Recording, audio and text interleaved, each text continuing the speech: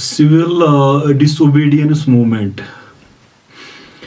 ये जो non cooperation movement जो विड्रा हुई उसके बाद हम देखते हैं कि कांग्रेस की मेंबरशिप में बहुत ज़्यादा कमी आ गई थी।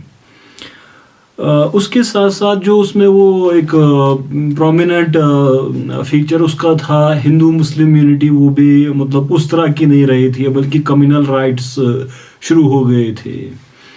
स्वराज पे हमने बात की कि उनका क्या प्रोग्राम था, और हम देखते हैं कि उस टाइम का जो यूथ था वो रिवोल्यूशनरी वायलेंस की तरफ जा रहा था। सोशलिज्म या कम्युनिज्म का जो रशियन रेवोल्यूशन का इन्फ्लुएंस आप जो भी कहे, लेकिन वो एक रेवोल्यूशनरी वायलेंस की तरफ वो जा रहे थे। अब हमने इस पे बात की कि स्वराजिस्ट और गांधी जी का उनके बारे में क्या मतलब नज़रिया था। उसके बाद हम देखते हैं कि जैसे ही एक ऐलान होता है जिसको हम कहते हैं साइमन कमीशन, तो एक नई तहरीक सी यहाँ पे फिर से शुरू हो जाती है। अब साइमन कमीशन आप जानते हैं ऑल वाइट कमीशन, यानी इसमें तमाम मेंबर्स जो थे वो इंग्लैंड के ही थे, तो उसको बायकॉट किया गया। इसी दौरान वो जब ये साइमन कमीशन, तो दुनिया उसके वो जो इकोनॉमिक डिप्रेशन था, बहुत बड़ा इवेंट 20th सेंचुरी का, तो उसका असर भी हिंदुस्तान पे हो रहा था।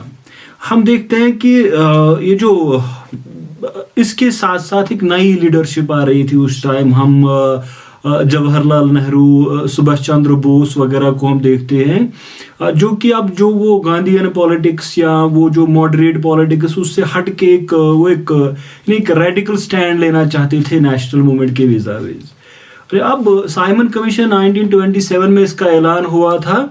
तो साइमन कमीशन मतलब यहाँ आया, उसका बायकॉट किया इंडियंस ने। हम उससे इसके साथ देखते हैं वो सेक्रेटरी ऑफ स्टेट जो उस टाइम के थे बिरकनहेड, उन्होंने हिंदुस्तानियों को एक तरह का वो ताना दिया था कि Indians were quite incapable of agreeing on any workable political framework. Hindustan में इतने मतलब उनके इंटरनल कंट्राडिक्शंस है, इस तरह का माहौल है कि वो कभी किसी कॉन्स्टिट्यूशनल फ्रेमवर्क के लिए तैयार ही नहीं होंगे।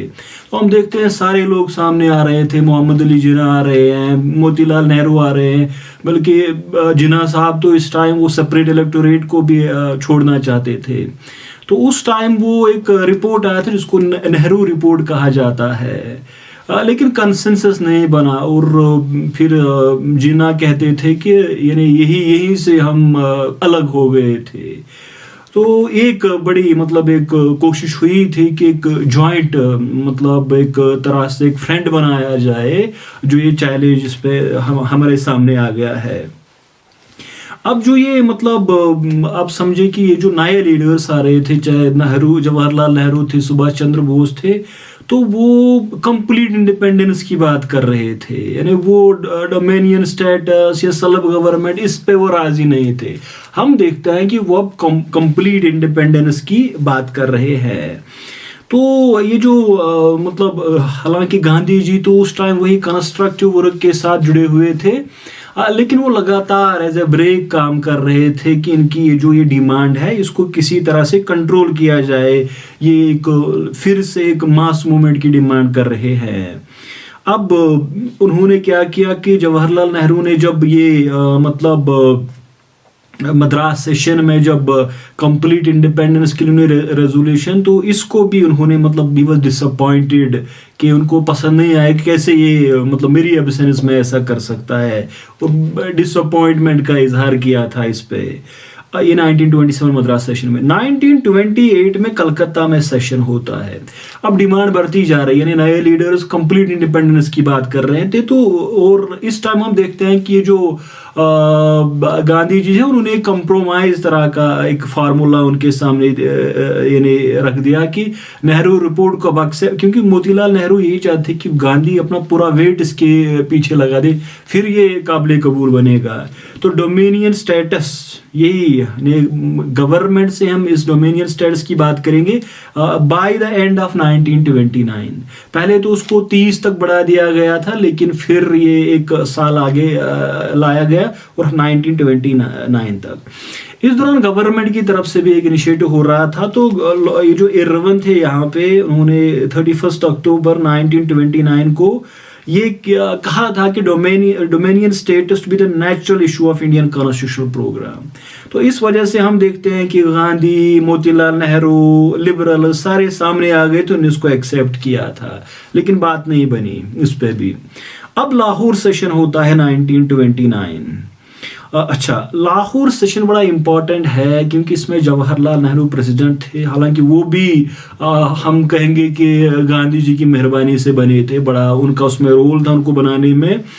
अच्छा, इस टाइम भी सुभाष चंद्र बोस ने कहा था कि हम movement for the non payment of taxes, इसी तरह से जनरल स्ट्राइक्स और अगर हो सके हम पैरेलल गवर्नमेंट बनाएंगे। तो गांधी जी ने इसको भी मतलब साइड लाइन किया था, लेकिन ओवरऑल वो इसको रोक नहीं सके। और यहाँ पे ऐलान हुआ था पूर्ण स्वराज का, यानी कंप्लीट इंडिपेंडेंस हम लेके रहेंगे अब मतलब हिंदुस्तानी ब्रिटिश गवर्नमेंट से।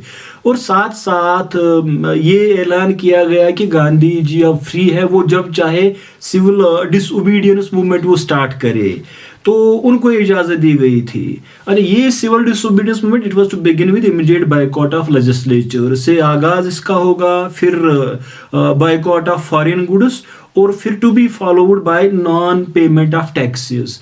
तो ये मतलब एक तरह का एक प्रोग्राम बनाया गया सिविल डिसओबीडियंस क्या होगी। अच्छा, यहीं पे वो मतलब वो हॉइस्ट नेशनल फ्लैग पहली बार किया गया था। उसके बाद एक हम देखते हैं कि इंडिपेंडेंस प्लेज यानी 26 जनवरी 1930 को यानी हिंदुस्तानियों ने ये साइन किया। तो इसमें कहा गया कि ये बड़ी इंपॉर्टेंट बात है, ये जो बुनियाद बनी फिर इसी पे वो सिविल डिसोबीडियंस की बुनियाद बनाई गई कि that British government in India has taken away the freedom of Indians and systematically exploited them. अच्छा, it had ruined India economically, politically, culturally and spiritually. तो यानी 4 तरीकों से इन्होंने हिंदुस्तान को बर्बाद किया। So Indians consider it a sin यानी before man and God to submit any longer to a rule that has caused the fourfold disaster to the Indians. यानी ये कहा गया कि ये 4 तरफा एक मुसीबत हम पे डाली गई, फोरफोल्ड डिजास्टर हिंदुस्तानियों पे बरतानी। तो अब ये गुनाह है, यानी इसके सामने इसको एक्सेप्ट करते रहना। लिहाजा अब हम इंडिपेंडेंस प्लेज साइन करते हैं, हम अब पूर्ण स्व यानी आज़ादी अब मांगते हैं, इंडिपेंडेंस मांगते हैं हम। सो अब देखिए मतलब गांधी जी कहते थे कि it is a state of peaceful rebellion, a refusal to obey every state made law, ये उनका इसमें कहना था। अब उनको इजाज़त दी गई कि आप सिविल डिसोबीडियंस जब शुरू करें, तो उन्होंने पहले उसको कहते हैं वो 11 पॉइंट प्रोग्राम या प्रपोजल लॉर्ड इरविन के सामने रख दिया था कि आप इसे एक्सेप्ट करें। उसको फिर हिस्टोरियंस ने वो अलग अलग डिमांड्स में तकसीम किया गया था कि क्या डिमांड थी, जनरल डिमांड, स्पेसिफिक डिमांड वगैरह वगैरह, लेकिन ओवरऑल उस पर भी बात नहीं बनी। और अब उन्होंने फैसला किया कि हम सिविल डिसोबीडियंस मूवमेंट का आगाज करें। अब ये किस चीज से इसका आगाज होगा, तो हम देखते हैं उस टाइम जो जवाहरलाल नेहरू जैसे लोग थे, so they wanted to start with anti zamindari rent campaign. यानी इस तरह से हम मतलब ये जो जमींदारी टैक्स देते हैं ये इसी से हम आगाज करेंगे, ये नहीं देंगे हम। लेकिन वो जो एक टैक्टिकल विजडम की बात है जो गांधी जी ने उस टाइम सोचा था कि साल्ट यानी नमक, तो वो इसको समझते थे कि हर कोई इस्तेमाल करता है। फिर उन्होंने इसको बड़ा मतलब वो ना इसको एक हर जगह पे उन्होंने लोगों को समझाया कि नमक की क्या अहमियत है, यानी उसको एक सिंबल बनाया उन्होंने प्रोटेस्ट का कि हमारे ही वतन में, हमारे मुल्क में हमें नमक बनाने की इजाज़त नहीं है। तो एक बड़ा इशू उन्होंने बना, हालांकि इशू तो इससे लेकिन उनको ये लगा था कि ये बड़ा काम करेगा। सो यही यानी जिसको हम साल्ट सत्याग्रह भी कहते हैं। अच्छा, अब हम देखते हैं कि इट स्टार्टेड फ्रॉम, जिसको दांडी मार्च भी कहा जाता है, 12 मार्च 1930 फ्रॉम साबरमती आश्रम, ये जो गुजरात में हुआ था, टू दांडी कोस्ट, यहीं पे है। तकरीबन 200 या 240 जो भी माइलेज है। 78 फॉलोअर्स यानी जो सत्याग्रही उनके साथ थे। तो 5 अप्रैल को वहां पहुंचे थे 1930, और 6 अप्रैल को इस तहरीक का आगाज हुआ था, साल्ट सत्याग्रह का, जब उन्होंने वो यानी अपनी मुट्ठी में वो नमक उठाया था गांधी ने वहां पे। सो इट स्टार्टेड हेयर, यानी इसको अब दांडी मार्च भी कहते हो। सिविल डिसोबीडियंस का आगाज होता है, वो मैंने बताया कि इसमें करना क्या है।